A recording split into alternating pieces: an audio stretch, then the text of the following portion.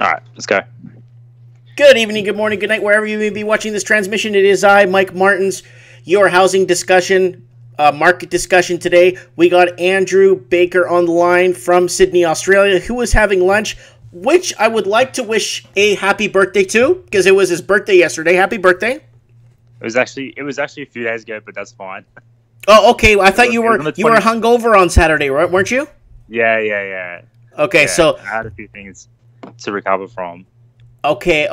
Well, today's show is called Trouble Down Under because I'm not down under, you are down under, and you could give us a little bit of insight. So, let's kick off the first. I got an article here first. You got a few things on the go, which we'll talk about your channel. In a little bit, we'll be plugging your channel that will be launched, and we'll get people on board for that. And all the other projects you've been working on and theses you've been working on, we'll get people on board with that and get people up to speed where things are at, so I could help plug you and get you out there. You know what I'm saying? Yeah. Okay, first things first. Sydney housing slump to deepen as prices drop most since 1980s. Yeah. Yeah, it's going down really quickly. Like, this is what I expected. I talked about this. I have friends that did a podcast with me in, I think, would have been September of 2017. We started talking about it. And the prices had just gone flat at that point. So they're down, I think it was like 12% so far in Sydney. There's some places that are down 20, 25 to 30%. So there's been a pretty rapid decline, especially I would say in the last half of last year. And it's just keeping, it's still going. So the average benchmark decline, it's saying it's about 11.1%. Yeah. It's like 11, 12%, but again, that depends on where you're looking. Like, there's some parts of Sydney where it's down 20, 25%. And there's other parts where it's only down 5 or 6%. That's huge. That is huge. A lot of people will look at me and say, like, somebody in let's say, Charlotte or someone in North Carolina will look at me and say, oh, Mike, 11% ain't that bad. Yeah, but your house in North Carolina is 150 grand. That's 15 grand off. These houses, on average, are $1.5 million in Sydney. That's a $150,000 haircut. There's places that were selling for 1.5 last year that are at like 1.1 now. So that's a haircut and a half. $400,000 off the price. Yeah. The thing is that the multiple is so high of incomes here. Like, if you're paying 3 or 4 times your income, losing 10% isn't so bad. But if you're paying 12, 13 times your household income, and then the price drops 10%, you've basically lost 2-3 years worth of you servicing the loan, at least. Yeah. And that's in the space of like 6 months. So you're like, I always hear people say that rent money is dead money, but it's only dead money if the price that you're paying is either stabilizing or is going down. So if the principal is going down and the price is going up, so the principal on your loan is going down and the price is going up, it's really good because you're building equity quickly. But if the price is falling faster than you're paying off your loan, you're actually losing equity and still paying something off. So to me, it's like, it's not always dead money to be renting. Okay. It looks like, when do you see us hitting 1982 numbers? Because right now we are roughly... we're on our way. The projection right now for Sydney's housing slump, it is definitely the steepest in 3 decades, huh? I think it'll go a lot further down than what we did in the 80s. And the reason I say that is because the rate momentum, both the inflation momentum and rate momentum, ever since like 1976, it's just been down the whole time. Mm-hmm. And when you reach a point where you can't get any lower inflation, you go into deflation. And at that point, like, it's like, when you get to 0 interest rates, you can't really stimulate demand anymore by cutting rates because there's nowhere left to go. Right. That's basically the situation we're at now. And it's a stagflation, deflationary environment. Yeah, well, it's the Irving Fisher debt deflation theory. Like, if you go back into the 1930s literature from post-Great Depression or during the Great Depression, there's a whole bunch of literature about debt deflation and things like stagflation and all of those nice or not so nice things that occur when you start getting too much household and private debt. When you get to the point where you can't take on any more debt, even though interest rates are so low, That's really the point where deflation is going to be prevalent for a really long period of time, like it has been in Japan. It's been like that in Spain. Well, like most of Southern Europe has just been deflationary for like the last, since 2012 onwards, basically. So I'm not really going to be all that surprised if there's just a really long period of deflation after this. Yeah, because they've been since 2008, they've been throwing money into the system and trying to obviously artificially reduce rates to zero. Yeah, and people's wealth basically got transferred overnight to bail out the banks. I think it's actually a systemic issue, because a lot of the time when you go and look at the central banks around the world, their targets are inflation targets, right? They have inflation and unemployment targets, but they don't look at things like private debt. They don't look at productivity. There's none of that really goes into the equation at all. And I think part of their mandate, if they're trying to keep inflation within a target band, then part of the issue that they develop is something like a build up in the stock of private debt. Like if you're trying to keep inflation between, say, 2 to 3% for a really long period of time, sure, it looks like you're doing fine, but it's one of those sorts of things. Like you can optimize for so many variables, but there's always going to be something that you're missing. Like you can't optimize everything at the same time if you're targeting one particular thing over everything else. Yeah, obviously. It's not even unique to Australia. Like Canada does the same thing. The US did the same thing. Most of the Eurozone has done the same thing. It's basically. Yeah. I think what happened was, one of the major problems is we didn't fix the problems of 2007 and 2008.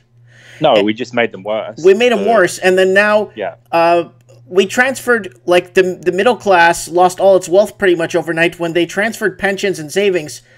And they basically used it in a manipulative bailout to bail out the banks in a way.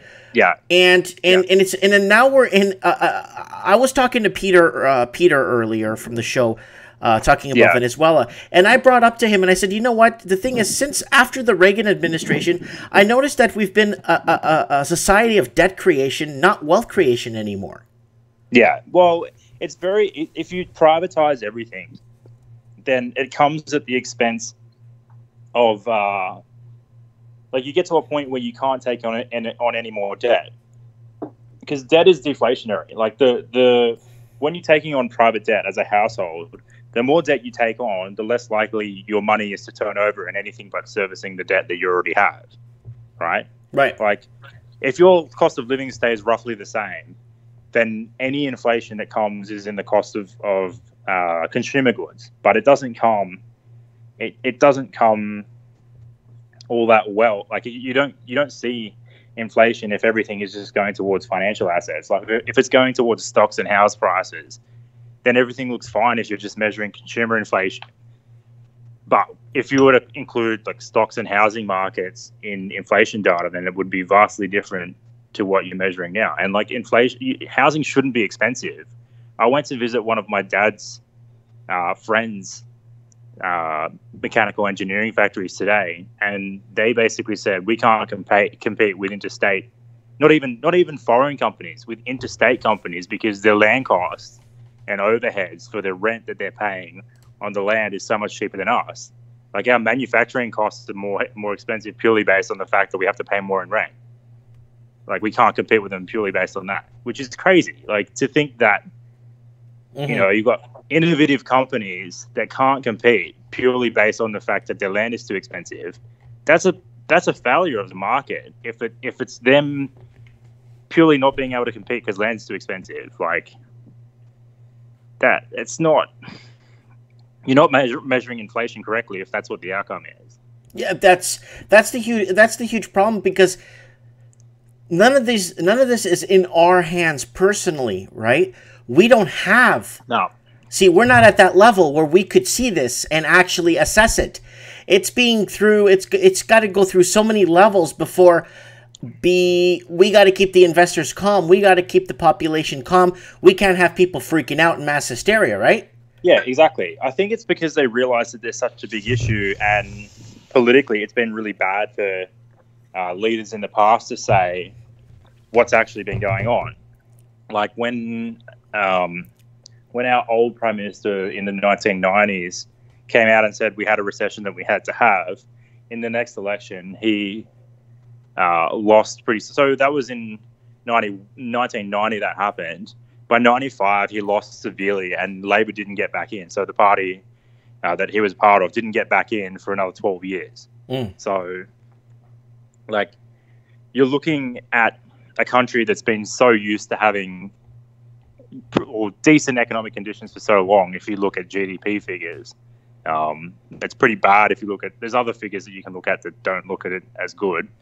But for the most part, everyone's so used to having everything so good for so long that as soon as it looks like there's going to be even a hint of something going wrong, they pile on against the person that looks like they're trying to control things. Like if debt's out of control and you can make it go for another 2 years by piling on more debt, then society here says that's a better outcome than letting the recession happen and then dealing with the consequences afterwards. It's kicking the can down the road.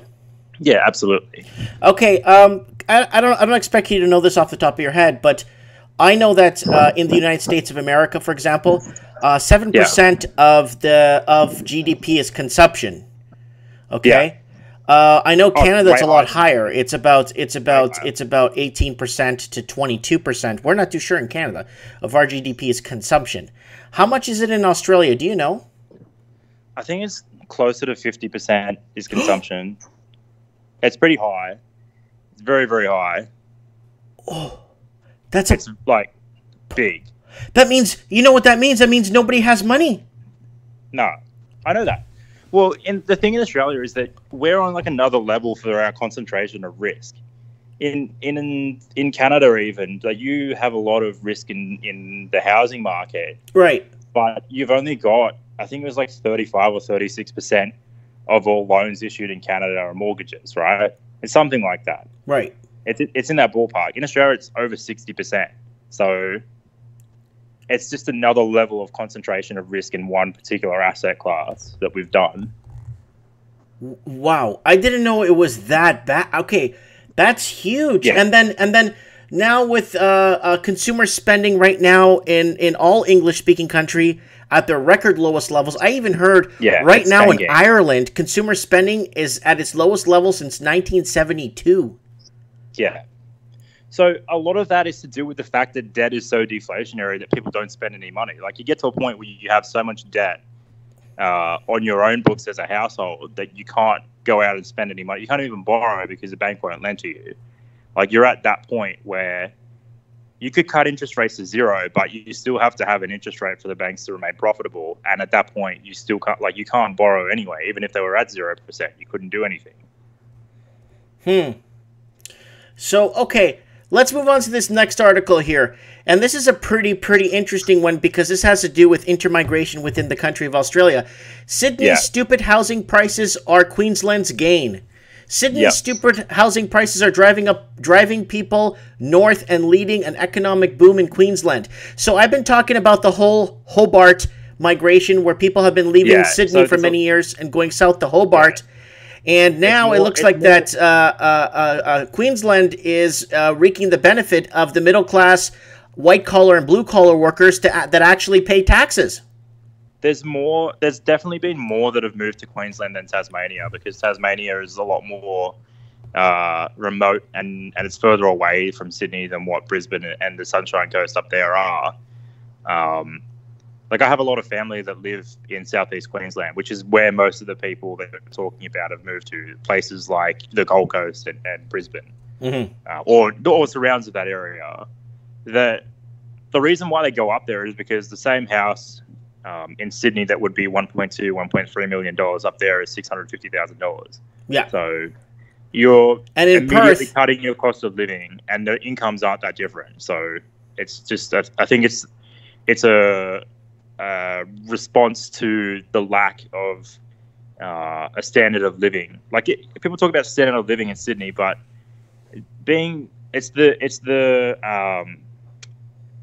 the mental strain it puts on you to be able to just think about having to service this cost of living constantly.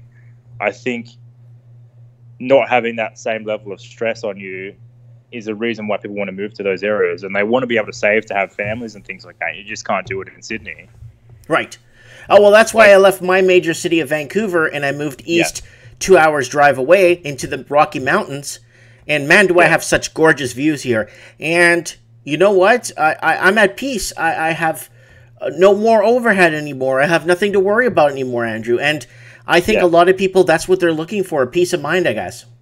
I think it's also community as well. Like, there's not really there kind of is where I live. Like, I live near the inner west of Sydney, which is a lot more community oriented than the rest of the city.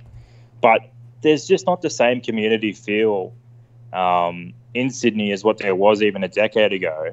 So it's very hard for people to want to stay in that particular area because you don't really feel like there's that community vibe that you'll get in a place where people are less stressed out and they're more likely to want to spend time with one another. Right. Like, it's a very Darwinian place, Sydney, these days. Everyone is kind of out to get you rather than to kind of bring you up. Yeah, a lot of people, I made a video a few weeks back that Sydney is a poop hole, right? Yeah. And I think it's got 20 or 30,000 views on it since I posted it 3 weeks ago. And a lot of people are asking me in the comments, have I been to Sydney? And I said, I don't need to go to Sydney because I lived in Vancouver. And yeah, it's the same thing. It's the same like, when it comes to foreign investing, empty city, hollow shell. All the small businesses can't afford to hire waitresses and waiters, and service industry can't afford to hire. Police can't afford rent in their own city. It's the same thing. It's I think the thing that's slightly different with BC over Sydney is the fact that you had people like Christy Clark that invented the BC model of getting Chinese investors to buy panda bonds issued in Chinese renminbi to then get investment into Canada. So they'd do like a currency swap through this bond issuance, and then they'd be able to buy other things in Canada, or basically get their money out of China through these government-issued bonds. Yeah, that's, I guess, a more modern form of money laundering. Well, it is. I think Canada, like Vancouver, BC Vancouver is one of the capitals for money laundering around the world of Chinese money. Obviously, it's one of the fewer places where it's not a secrecy jurisdiction. So it's just that you've had a state government that's made it so accommodative to launder money there to the point where you don't even have to go to places like Panama or to like the British Virgin Islands or places like that to clean your money, because the government there is happy to do it for you anyway. So, or not the government's happy to do it for you. They will just look the other way. Yeah, exactly. Right. And I got to do a show with somebody in Vancouver next week who actually is kind of an insider with this whole, well, it's not really an insider, but someone that's been following this money laundering through casinos. They're looking at now anywhere from 1 to 13 billion a year have been laundered through Canadian casinos. Yeah. So that's another day. Well, the other thing that's interesting, if you draw comparisons to Sydney, is the fact that in Sydney there's a thing called lockout laws, so you can't go out after a certain time at night, which means that you can only go into these specified areas at nighttime because everywhere else is closed, or you're locked out of going to that location. Like at 1:30 a.m., you're locked out. You can't go in to venues after 1:30 a.m. No. Which is, it used to be the case that you could go in until 6 a.m. Okay. So that changed in I think 2013 or 2014 or something like that. It was kind of around that point in time. And they've made it so that the only place in the city that's not locked out is a casino. Mm-hmm. So everyone ends up going to the casino at night and then waits until the public transport turns back on, or they'll go and gamble there. But basically what that's also done is it's moved the violence in the city out of other pockets, and it's just all around the casino now. And you have a lot of Chinese money that goes through that casino as well. Okay, interesting. So I don't think it's at the same scale as what's going on in Vancouver or British Columbia, but it still does happen. Interesting. Okay, question. Royal Commission. What's going on? Where are they at? What are they releasing? What are they holding back? Give us an update. So, the Royal Commission went for exactly a year after. Or it was not exactly a year. It went from February of last year until November, December last year, and the final report comes out, or was supposed to come out on February the 1st, which is Friday this week, but they're not releasing it until Monday. So the federal government is holding it back for the weekend. There's also so there's going to be speculation about what's in that, but the biggest things are going to be rules around mortgage broking, rules around superannuation, and also lending restrictions on mortgage lending. So the lending restrictions will be things like the household expenditure measure. So they used to use this confected index to say how much the average person's cost of living was, even though it's a lowball estimate. And I personally think that's going to be the biggest issue that comes out of it, apart from the changes to the mortgage broking industry. Okay. But we'll see what they say. Well, we'll have you after it releases, a day or two after the release, and you've gone over it. Maybe we'll have you back on the show to kind of dissect some of the key points in there. I got one key point here. Mortgage brokers, small lenders fear Hain will deliver CBA profit windfall. So it says mortgage brokers and small lenders warn the Royal Commission-led overhaul of the fee brokers can charge will be bad for borrowers and benefit the four banks. What the heck is going on? So with mortgage broking in Australia, you have things called upfront and trailing commissions, but you don't get a commission unless you make a sale. So for them, it's imperative that if they say to someone that they're going to go through the process and they don't end up making a sale, that they feel like they should be compensated. If they're going to get rid of the upfront commissions, then they feel like they should be compensated for having people visit them to get a quote or to go through the process of applying for a mortgage. Now, part of the issue with the broking industry as it stands is that you generally get a worse outcome. Like mathematically, I'm not saying this is always the case. You generally get a worse outcome going to a broker than what you will with a bank. But part of the problem is that all the banks are so when you go to a broker, you're basically getting a loan from the bank anyway. Mm-hmm. So they have all these broker channels that will go through and basically they'll not fudge, but they'll be creative with their accounting to make sure that you get the loan approved for a certain bank. Mm-hmm. So for the banks, they're basically putting the law breaking at an arm's length by saying, "Oh, it's the broker's fault for doing this," even though the banks would probably lose out from a reduction in mortgage originations from brokers, because their entire business model is to make sure that the broker is the one that ends up creating the loan. Mm-hmm. So that the bank still gets the sale, but they're not taking on the risk of having lied on the loan application form. Yeah, that's a huge problem, because I'm noticing that a lot of these lenders, especially banks, they should do in-branch lending where the customer would sit down in front of the lender. They could take an application. They could bring their pay stubs in. They could bring in their IDs. They could photocopy everything, put it on file, and then underwrite the deal themselves, send it to a higher level, like outside of the branch, like send it up for approval, and then go from there, and then send an appraiser, and then do it like that. The way it's being done right now, it's almost like the banks want to have their hands clean on the matter and not be involved. Yeah. I think, well, then they don't have their hands clean. They're just making sure that the dirty work that's being done looks bad on the broker rather than looking bad on them. Exactly. Like, they're all involved in the process. Like, the fact is, if the broker is submitting an application to the bank, then the bank should be going through and doing a due diligence, which is what the whole point of underwriting the loan is supposed to be, and making sure that things match up. So at the moment, it's very hard to verify expenditure. It's pretty easy to verify income, but it's very hard to know how much people spend on their day-to-day living expenses. It's pretty easy to know that it's not what they say it is in the household expenditure measure. Exactly. But it's not. You can't say it's as easy. Like it's not easy to calculate, but it's fairly easy to say if you have a household income of $200,000, then you're not spending 30 grand discretionary. That it just doesn't happen. Right. I wanted to throw out there I could look at a deal. I could look at the deal. Yeah. I could look at the income. I could look at the total debt service ratio.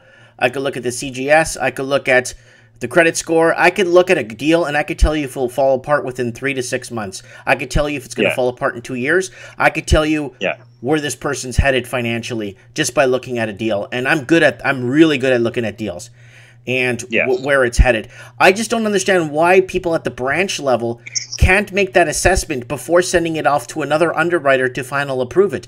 I don't know why the branch itself could do all the legwork by just photocopying IDs, photocopying pay stubs. They can't. Huh? They're not doing verification. They can't.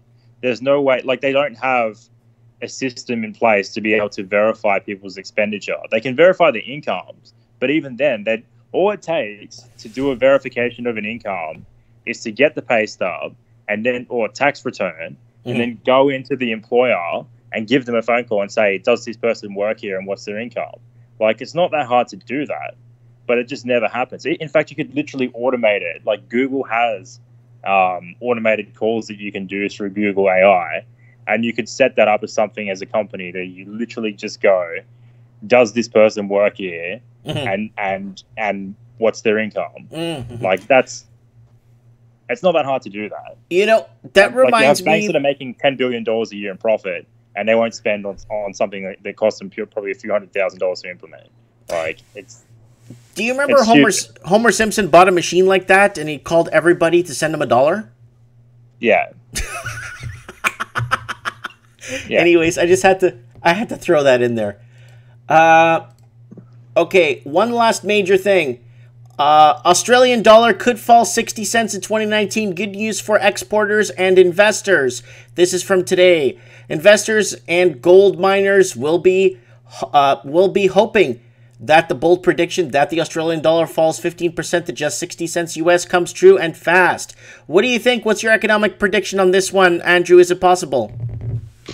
It's very hard to say. I think it all depends on what happens in China. Like, I think people were discounting how much influence China has on the price of the Australian dollar, because China makes up something like 50% of global demand for coal and iron ore, and they're something like 30% of all Australian exports go to China. I think it's about 36% of Australian exports go to China.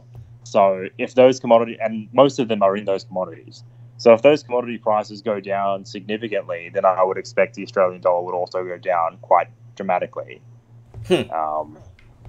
So I think it'll be a flow on from what's happening in China. Like, there are big issues in Australia domestically, but I think that amount of money, like, we're getting something like $60 or $70 billion worth of exports to China per year of commodity resources. So if there's any kind of deterioration in the price that China's willing to pay, or the volume that they're willing to buy, then all of a sudden that's going to flow onto the Australian dollar.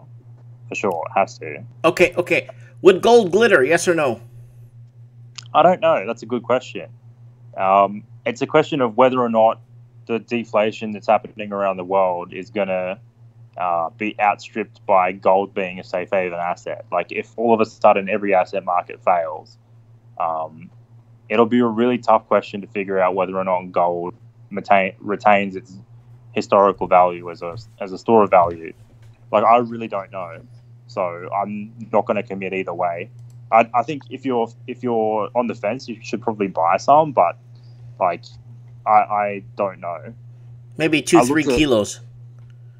Yeah, I think it's like it's a hedge. So if it hedges against inflation, right? Yeah, it does hedge against inflation, because the whole point of it is that it retains its purchasing power. And if money's losing value, then you'd go for the thing that's retaining purchasing power, which is gold. There's other ways of doing that, though. Like, there's currencies like the Japanese yen and the Icelandic krona. Weirdly, if you look at what happened post the GFC in Iceland, they started deleveraging their private debt pretty significantly. Yeah. once they let their banks fail and the government took them over and they started doing things a little bit differently there. Yeah. Well, they arrested all the kingpins. Yeah. The amount of money in circulation there started to decline, which meant the Icelandic krona went up against a bunch of other global currencies. So what I'd be looking for as a hedge is also a region that has a high amount of private debt, so like a high amount of consumer and business debt, and that particular sector starts to slow down at a faster rate than what the government takes on debt. Because if that happens in one of these countries and they have pretty severe deflationary forces versus the rest of the world, then the currency will probably go up. Like, that's basically the same thing as what gold does when you're looking at other currencies. But the only difference is between gold and the other currencies is that those currencies in recession in the short term go into inflation and they go back into deflation because it's a very volatile market. Right. Okay. Like, it's hard to say for sure, but those are just a few of the ideas that I've had anyway, based on some of the data I've looked at. Like, you can debate it, and I think it's probably good to look at the causes of those particular directional changes in currencies or relative to one another. But yeah, we'll go on to something else if you want to talk about something else. I just wanted to talk about you. So what's going on with your channel? When are you launching it? So I'm looking to launch it on the 14th of February. I've spent probably the last 2 to 3 months creating content so that I actually had something to talk about, and that my ideas would be flowing pretty well, so that by the time I tried to get an audience, I had a very well presented chronological order of the ideas that I wanted to go over. Right. Yeah. Okay. Yeah, so what we'll do is once you launch that, let me know. I could do a plug for you on one of my Mike in the Nights, and I could do a plug for you also on my Trends in the Housing Market before I kick off the shows. And let people know what's going on, and I could plug it a few times on just some of these videos, the smaller videos that we do like this, and get people to subscribe to your channel. Have you been watching what's going on? You say trends in the housing market. Have you been watching what's been going on in Saudi Arabia? I've been watching like war, like what's happening with Yemen and their political instability, and I've been watching a little bit of problems with their economic system and their oil distributions, somewhat under scrupulation right now. Yeah. So the thing, I'm talking about housing market in particular. So you're talking about the housing market. Sorry, you're talking about the housing market in Saudi Arabia. No, what's happening? Yeah. So there's a thing called Islands of the World, right? Mm-hmm. And this started, I think it was in either 2003 or 2004. Originally it started. It was the idea of the Crown Prince of Dubai, who is Sheikh Mohammed bin Rashid Al Maktoum. And he basically, so you've heard of the Palm Islands, right? Yes. In Dubai. So that was his idea. Also, the Burj Khalifa was also one of his ideas. So this island is basically 300 islands off the Jumeirah coast and in that particular area.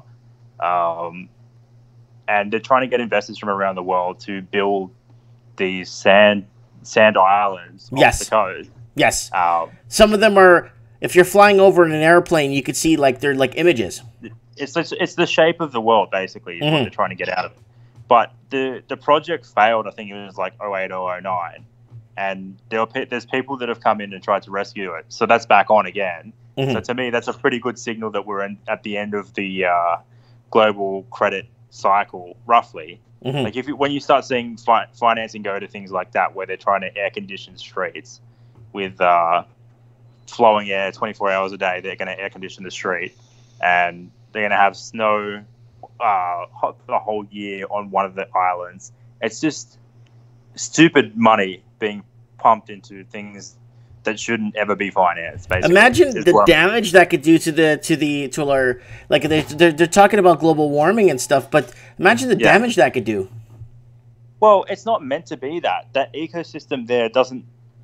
it's not like you wouldn't try and build a glacier on the equator, right? It doesn't make sense to have a temperate environment turned into a glacial environment. It's just not sensible to try and do something like that. And the amount of energy that's required to do something like that, not just the cost of it, but the amount of energy required to do something like that is just extremely wasteful. So yes. I feel like investing money into something like that is a pretty good indication that you're at the pretty close to the end of conspicuous consumption, where people are just spending money on stupid shit. Yeah.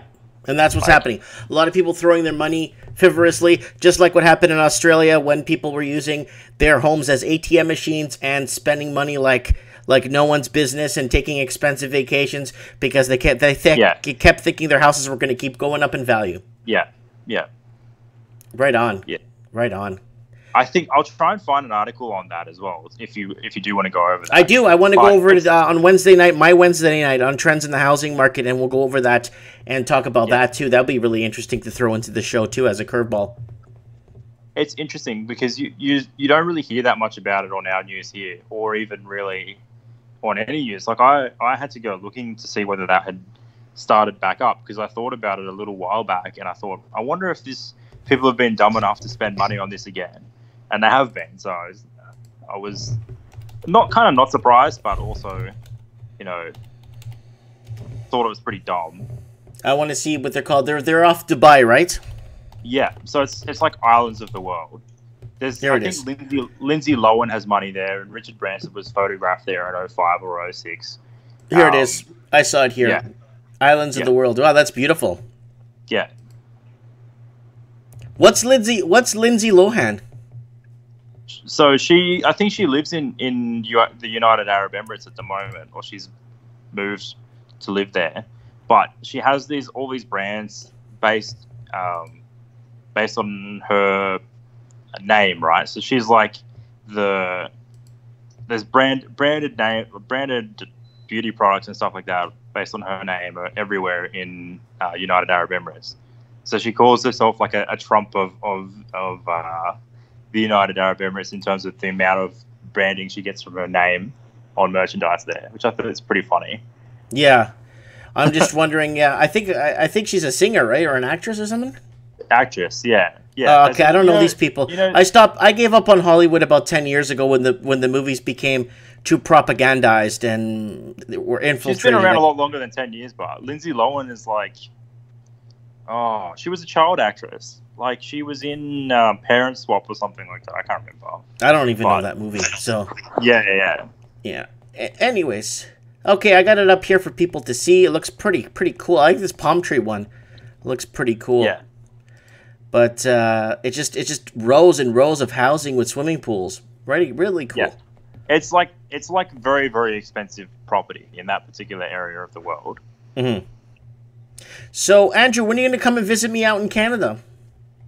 When do you want me to come? Whenever. I keep telling you to come by and visit. I'll just pick you up. Come in this summertime. My summer, not yours. Yeah, okay. So, like, middle of the year. Yeah, if you want to come around August, I'm free. I should be free and clear in August. I got no one coming August. So if you want to come and spend a week or two, I'll just pick you up at YVR, or you could just rent a car at YVR and just come up to my place and spend a week or two here. Yeah, okay. Well, Vancouver's not that bad to get to, because I'd fly in... You could fly direct. I don't think you can fly direct to Vancouver from Sydney. Oh, no, you got to fly to Hong Kong, or you have to fly to Tokyo.